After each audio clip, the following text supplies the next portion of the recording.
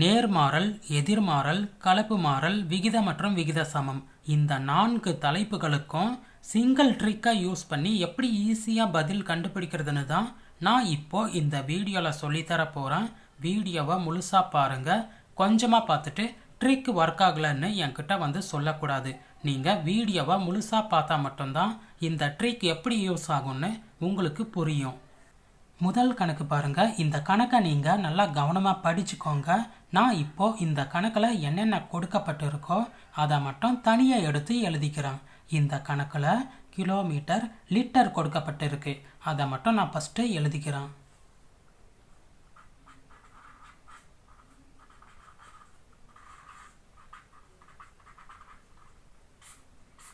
அடுத்தது இந்த கணக்கில் 60 கிலோமீட்டர் தூரத்தை கடக்க 3 லிட்டர் பெட்ரோல் தேவைப்படுகிறது எனில் 200 கிலோமீட்டர் தூரத்தை கடக்க எத்தனை லிட்டர் பெட்ரோல் தேவைப்படும்னு கேட்கப்பட்டிருக்கு.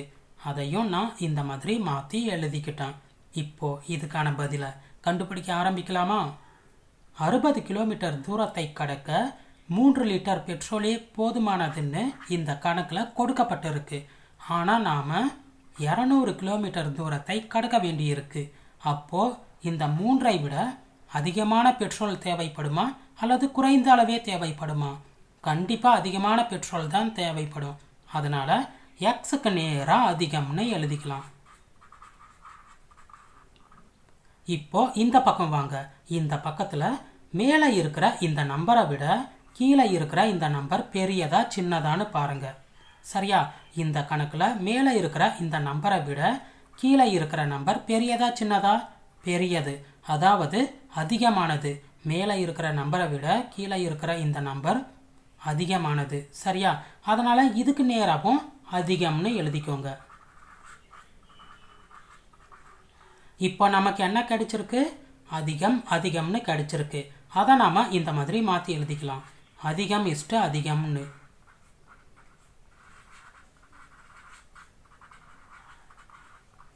சமம் எக்ஸ் ஈஸ்டு ஒய். இதுதான் ரொம்ப ரொம்ப முக்கியம். இதை ஞாபகத்தில் வச்சுக்கோங்க. இது எழுத வேண்டிய அவசியம் கூட இல்லை. இது மட்டும் நீங்கள் புரிஞ்சுக்கிட்டாலே போதுமானது. இப்போ இந்த எக்ஸ் ஈஸ்டு ஒய் கணக்கில் எங்கே இருக்குது, அதை எப்படி கண்டுபிடிக்கிறதுன்னு பார்க்கலாமா? ஒன்றுமே இல்லை, அது ரொம்ப ரொம்ப ஈஸி தான்.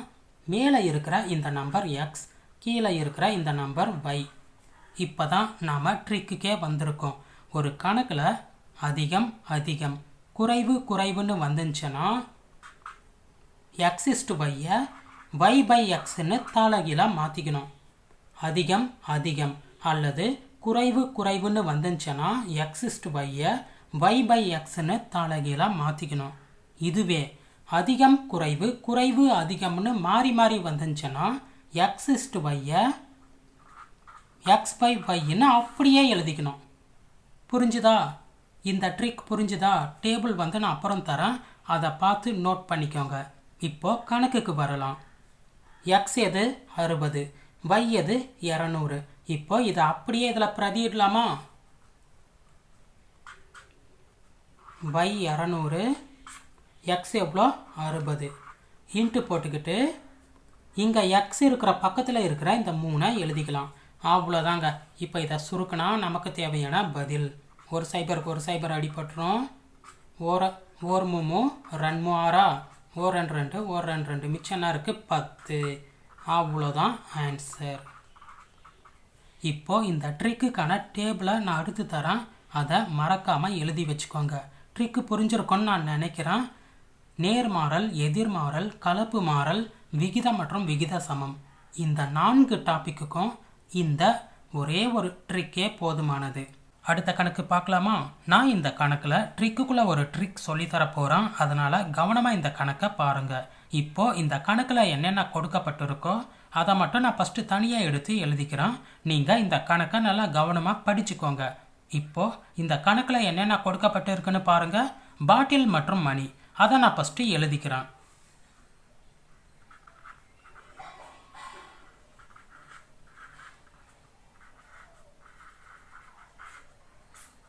அடுத்தது இந்த கணக்கில் 600 பாட்டில்களை ஓர் இயந்திரம் 5 மணி நேரத்தில் நிரப்பினால் 3 மணி நேரத்தில் எவ்வளவு பாட்டில்களை நிரப்பும்னு கேட்கப்பட்டிருக்கு.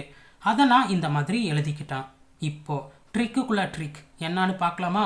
ஒன்றுமே இல்லை, ஆப்ஷன்ஸை வச்சு எக்ஸ் வர வேண்டிய இடத்துல அதிகம் வருமா குறைவு வருமானு கண்டுபிடிக்கிறது தான் நான் இப்போ உங்களுக்கு சொல்லித்தர போகிறேன். சரியா? அது எப்படின்னு பார்க்கலாமா? அது ரொம்ப ரொம்ப ஈஸி தான். எக்ஸுக்கு மேலே இருக்கிற இந்த நம்பரை விட ஆப்ஷன்ஸில் இருக்கிற 4 நம்பர்ஸும் சின்னதாக வந்திருக்கா பெரியதாக வந்திருக்கான்னு பாருங்கள். சின்னதாக வந்திருந்தா இங்கே குறைவுன்னு எழுதிக்கோங்க. ஒருவேளை பெரியதாக வந்துச்சுன்னா இங்கே அதிகம்னு எழுதிக்கோங்க. அவ்வளோதான். சரியா? நமக்கு இந்த கணக்கில் 600ஐ விட 4 ஆப்ஷன்ஸில் இருக்கிற அந்த நம்பர்ஸ் சின்னதாக வந்திருக்கா பெரியதாக வந்திருக்கான்னு பாருங்கள். எல்லாமே சின்னதாக வந்திருக்கு. அப்போ இங்கே குறைவுன்னு எழுதிக்கலாம்.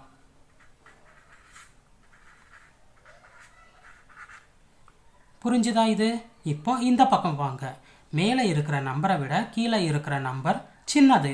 அப்போ இதையும் குறைவுன்னு எழுதிக்கலாமா? கடைசியாக நமக்கு என்ன கிடைச்சிருக்கு? குறைவு குறைவு. அப்போது எக்ஸ் இஸ்டு ஒய்யை நம்ம எப்படி மாற்றி எழுதிக்கலாம்? அதாவது ட்ரிக்ஸ் படி அதிகம் அதிகம் குறைவு குறைவுன்னு வந்துச்சுன்னா எக்ஸ் இஸ்டு ஒய்யை எப்படி மாற்றிக்கலாம்? தலைகீழாக மாற்றி எழுதிக்கலாமா? அவ்வளோதாங்க. இப்போ எக்ஸோட மதிப்பும் ஒய்யோட மதிப்பும் இதில் பிரதியிட்டா பதில். இதில் எக்ஸோட மதிப்பு எங்கே இருக்குது? மேலே இருக்குது. ஒய்யோட மதிப்பு கீழே இருக்குது. ஒரு நம்பர் இருக்குல்ல, இந்த ஒரு நம்பர் இருக்கிற பக்கத்தை பார்க்கக்கூடாது. 2 நம்பர் இருக்குல்ல, அந்த பக்கத்தில் தான் பார்க்கணும். எக்ஸோட மதிப்பு மேலே ஒய்யோட மதிப்பு கீழேன்னு. சரியா? இப்போ பிரதியிடலாமா? y 3 x 5 இன்ட்டு போட்டுக்கிட்டு இங்கே தனியாக இருக்கிற இந்த நம்பரை எழுதிக்கலாம். சுருக்குனா என்ன வருது? 12 5 60, மிச்சம் 360 வருது. அவ்வளோதாங்க ஆன்சர். எவ்வளோ ஈஸியாக கண்டுபிடிச்சாச்சு பாருங்கள். அடுத்து நாம் பார்க்க போகிறது கலப்பு மாறல். கலப்பு மாறலுக்கு ஆப்ஷன் ட்ரிக் ஒர்க்கே ஆகாது. அதனால் கான்செப்ட் படி தான் நாம் பதிலே கண்டுபிடிக்கணும். சரி, இப்போ கணக்கு என்னன்னு பார்த்துடலாமா? 36 இயந்திரங்கள் 12 நாள்களில் 7000 பைகளை செய்தால் 24 இயந்திரங்கள் 18 நாள்களில் எத்தனை பைகளை செய்யும்னு கேட்கப்பட்டிருக்கு. என்னடா கணக்குக்கும் நீ சொல்கிறதுக்கும் சம்மதமே இல்லைன்னு நினைக்காதீங்க. கணக்கை நீங்கள் நல்லா கவனமாக படித்தா நான் சொன்னது உங்களுக்கு ஈஸியாக புரியும். சரி, இப்போது என்னோட ட்ரிக்ஸ் யூஸ் பண்ணி இதுக்கான பதிலை எப்படி ஈஸியாக கண்டுபிடிக்கிறதுன்னு பார்க்கலாமா? அதுக்கு நாம் ஃபஸ்ட்டு இந்த நாட்களை மட்டும் விட்டுட்டு இயந்திரங்கள் மற்றும் பைகளை மட்டும் எடுத்துக்கலாம்.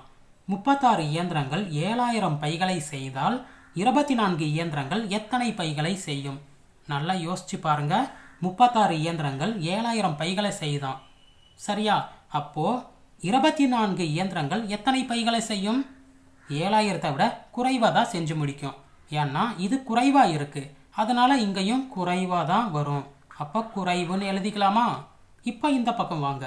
மேலே இருக்கிற நம்பரை விட கீழே இருக்கிற நம்பர் சின்னது. அப்போ இங்கேயும் குறைவுன்னு எழுதிக்கலாம். குறைவு இஸ்டு குறைவுன்னு வந்திருக்கு.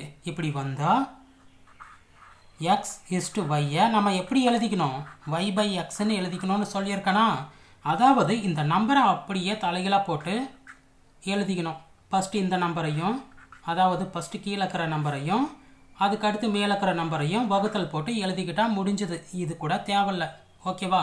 அதிகம் அதிகம் குறைவு குறைவுன்னு வந்துச்சுன்னா இந்த நம்பரை அப்படியே தலைகளாக எழுதிக்கோங்க. கீழே இருக்கிறது மேலேயும் மேலே இருக்கிறது கீழேயும் வகுத்தல் போட்டு எழுதிக்கோங்க. புரிஞ்சுதா? இப்போ ஒரு பெருக்கல் போட்டுக்கிட்டு இதை விட்டுடலாம். இப்போ நாட்களையும் பைகளையும் எடுத்துக்கலாம். 12 நாட்களில் 7000 பைகளை செய்தால் 18 நாட்களில் எத்தனை பைகள் செய்ய முடியும்னு கேட்டிருக்காங்க. 12 நாட்களிலே 7000 பைகள் நம்மளால் செய்ய முடியுதுன்னா 18 நாட்களில் கண்டிப்பாக அதிகமான பைகள் தான் நம்மளால் செய்ய முடியும். அதனால் அதிகம்னு எழுதிக்கலாம். இப்போ இந்த பக்கம் பாருங்கள். மேலே இருக்கிற நம்பரை விட கீழே இருக்கிற நம்பர் பெரியது. அப்போ இதுவும் அதிகம். அதிகம் அதிகம்னு வந்திருக்கு.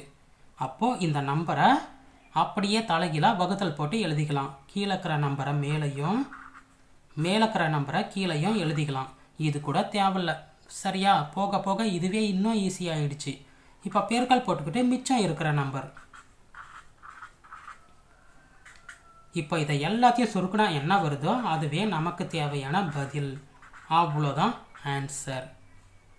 அடுத்த கணக்கு பாருங்கள். ஒரு தோட்டத்தை களை எடுக்க 6 தோட்டக்காரர்களுக்கு 120 நிமிடங்கள் தேவைப்படுகின்றன எனில் அதே வேலையை 30 நிமிடங்களில் செய்து முடிக்க கூடுதலாக எத்தனை தோட்டக்காரர்கள் தேவைன்னு கேட்கப்பட்டிருக்கு. இதில் தோட்டக்காரர்கள் மற்றும் நிமிடங்கள் கொடுக்கப்பட்டிருக்கு. அதை நான் ஃபஸ்ட்டு எழுதிக்கிறேன்.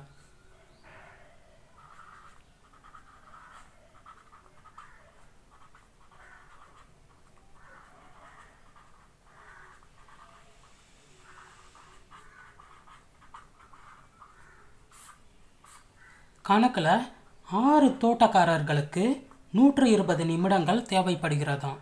சரியா? அதே வேலையை 30 நிமிடங்களில் செய்து முடிக்க எத்தனை தோட்டக்காரர்கள் கூடுதலாக தேவைன்னு கேட்கப்பட்டிருக்கு. கணக்கிலே சொல்லிட்டாங்க கூடுதலாக. அப்போது இங்கே என்ன வரும்? அதிகம்தான் வரும். இதை விட இங்கே அதிகமாக தான் வரும். கணக்கிலே கூடுதலாக எத்தனை தோட்டக்காரர்கள் தேவைன்னு கொடுத்துட்டாங்க. அதனால் நாம் ஈஸியாக கண்டுபிடிச்சிடலாம். இப்போ இந்த பக்கம் வாங்க. மேலே இருக்கிற நம்பரை விட கீழே இருக்கிற நம்பர் சின்னது, அப்போ குறைவு. என்ன கிடைச்சிருக்கு? அதிகம் குறைவுன்னு கிடைச்சிருக்கு. மாறி மாறி கிடைச்சிருக்கு. இந்த மாதிரி அதிகம் குறைவு, குறைவு அதிகம்னு மாறி மாறி கிடைச்சா x/y நாம் எப்படி எழுதிக்கணும்னு சொல்லியிருக்கேன்? x/y அப்படியே எழுதிக்கணும்னு சொல்லியிருக்கேன். இப்போது எக்ஸோட மதிப்பும் ஒய்யோட மதிப்பும் பிரதியிட்டு பதில் என்ன வருதுன்னு பார்க்கலாமா? இதில் எக்ஸோட மதிப்பு இது, ஒய்யோட மதிப்பு இது. சரியா? இந்த ஒரு நம்பர் மட்டும் இருக்குல்ல, இந்த ஒரு நம்பர் மட்டும் இருக்கிற பக்கத்தை நீங்கள் பார்க்கக்கூடாது. 2 நம்பரும் இருக்கிற பக்கத்தை தான் பார்க்கணும். சரியா? எக்ஸோட மதிப்பு எவ்வளோ? 120. 120 வகுத்தல் y எவ்வளோ? 30 இன்ட்டு இந்த ஒரு நம்பர் மட்டும் அப்படியே எடுத்து எழுதிக்கலாம். எவ்வளோ? 6. இப்போ இதை அடித்தா என்ன வருது? 24 வருது. அவ்வளோதான் ஆன்சர். அடுத்த கணக்கு பாருங்கள். இது ரொம்ப ரொம்ப முக்கியமான கணக்கு. 10 விவசாயிகள் 21 நாள்களில் நிலத்தை உழுது முடிக்கின்றனர் எனில் அதே நிலத்தை 14 விவசாயிகள் எத்தனை நாள்களில் உழுது முடிப்பார்னு கேட்கப்பட்டிருக்கு. சரியா? இங்கே விவசாயிகளின் எண்ணிக்கை அதிகரிச்சிருக்கு. அப்போது நாட்களின் எண்ணிக்கை கண்டிப்பாக குறைஞ்சிரும். இங்கே விவசாயிகளின் எண்ணிக்கை அதிகரிச்சிருக்கு. அதனால் இங்கே அதிகம், இங்கே குறைவுன்னு எழுதிக்கலாம். இப்போ கடைசியாக நமக்கு என்ன கிடைச்சிருக்கு? அதிகம் குறைவுன்னு கிடைச்சிருக்கு. இந்த மாதிரி அதிகம் குறைவு, குறைவு அதிகம்னு கிடைச்சா x/y எப்படி எடுத்துக்கணும்னு சொல்லியிருக்கேன்? அப்படியே எடுத்துக்கணும்னு சொல்லியிருக்கேன். x/y. அப்போது இதை அப்படியே வகுத்தல் போட்டு எழுதிக்கலாம். 10 வகுத்தல் 14 பெருக்கல் இங்கே இருக்கிற இந்த நம்பர் அடித்தா 15 வருது. அச்சோ, இது ஆப்ஷனில் இல்லையே, இப்போ நம்ம என்ன பண்ணுறது அப்படின்னு பயப்படாதீங்க. இங்கே கிடைச்சிக்கிற நம்பர் ஆப்ஷனில் இல்லைன்னா இங்கே இருக்கிற இந்த நம்பரை கொண்டு வந்து கழிச்சுக்கோங்க. அப்படி கழிக்க என்ன நம்பர் பதிலாக வருதோ அதுவே நமக்கு தேவையான சரியான பதில். இது கண்டிப்பாக ஆப்ஷனில் இருக்கும். சரியா? இது ஆப்ஷனில் இல்லைன்னா மட்டும்தான் நீங்கள் இந்த ட்ரிக்கே யூஸ் பண்ணணும். புரிஞ்சுதா? அடுத்த கணக்கு பாருங்கள். இருக்கிறதுலையே ரொம்ப ரொம்ப ஈஸியான கணக்குன்னா அது இதுதான். இதுக்கான பதிலை என் கூட சேர்ந்து நீங்களும் முயற்சி பண்ணுங்கள். நான் ஃபஸ்ட்டு இந்த கணக்கில் என்னென்ன கொடுக்கப்பட்டிருக்கோ அதை எழுத ஆரம்பிக்கிறேன்.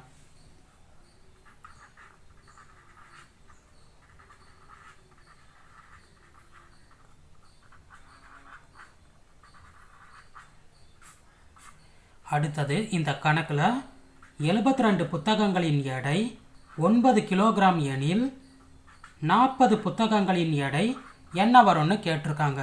சின்ன குழந்தைங்க கூட சொல்லிடுவாங்க குறைவாக தான் வரும்னு. சரியா? அதனால் நான் நேரடியாகவே குறைவுன்னு எழுதிக்கிறேன். 72 புத்தகங்களின் எடை 9 கிலோகிராமா. அதே அளவுள்ள 40 புத்தகங்களின் எடை தான் கேட்டிருக்காங்க. ஓகேவா?